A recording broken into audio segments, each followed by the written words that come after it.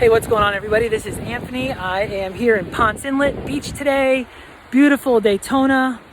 It is a wonderful day. The sky is blue, the ocean is freezing, and I'm here to tell you to trust the plan. You gotta trust the plan. I'm not talking about the Q plan, I'm talking about God's plan. What is God's plan? It's very simple. God's plan says that He will never see His children beg for bread. God's plan says that all things work together for good to those who love the Lord and are called according to His purposes.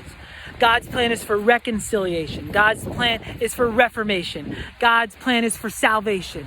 That's God's plan. God's plan can never fail, ever. It will never let you down. It might not look the way you think it's going to look, but it's part of God's plan. We are in chaos right now as a country. That's true. But a wise man, in fact, my pastor said something to me that was very interesting. He says, God thrives in chaos. And at first that didn't make sense to me. I was like, how is that possible? He goes, if there wasn't chaos in the sea, Jesus couldn't have spoke to the sea and told it to be still. When the earth was first formed, it was void and it was chaotic, and God came and spoke land into existence. He spoke the plants and the trees and the animals and the seas and the stars and the moon. God loves chaos because He can mold it into what He wants. So right now, guys, it's out of our hands. There's no secret military coup about to happen. Okay, the only thing that we can do is depend on God and realize He has a plan here. I don't know what that plan looks like, and anybody telling you that they do know what that plan is full of it. God's got this.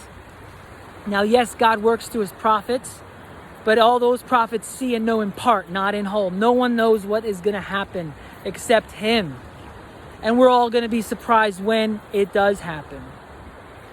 So at the same time, guys, we need to keep our joy up. We need to keep our praise up. We need to keep loving people. We need to be believing. And you do not, I don't care what anybody says. People are saying out there, well, it's time to unify.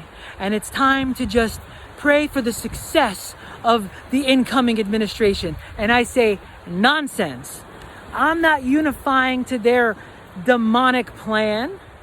And I am not praying for the success of their demonic plans. Their success is the downfall of America and the failure of America. I am praying that they fail miserably in everything they're trying to do. Now, I will pray for their souls. I'll pray for their salvation. I'll pray for their hearts to be unhardened and moved and molded. And I'll pray for all of that, because there is no one that is above the salvation of God. There's no one out of reach. One touch, one eye-opening experience from God can change any man or woman. I'll pray for that all day long, and I am praying for that. We might go through some hardships. We might go through some persecution. God never said we weren't going to be persecuted. In fact, He kind of said we would be persecuted. Guys, we live in the United States. We're lucky. We're blessed. There's places right now in 2021 where if you profess Christ and the government hears about it, you're persecuted. Like, I'm talking about sent to prison or killed. The worst that can happen to us is they take us off Facebook and Twitter. Give me a break. Put down the cross that Christ carried and hung on. It's not our job to carry that cross. Stop trying to be a martyr. There ain't no martyrs here, okay? There are soldiers here if you want to fight. And how do you fight in the army of God? You pray. You get on your knees. You get before Him. You start thanking Him. You start reminding Him of the promises that He's made.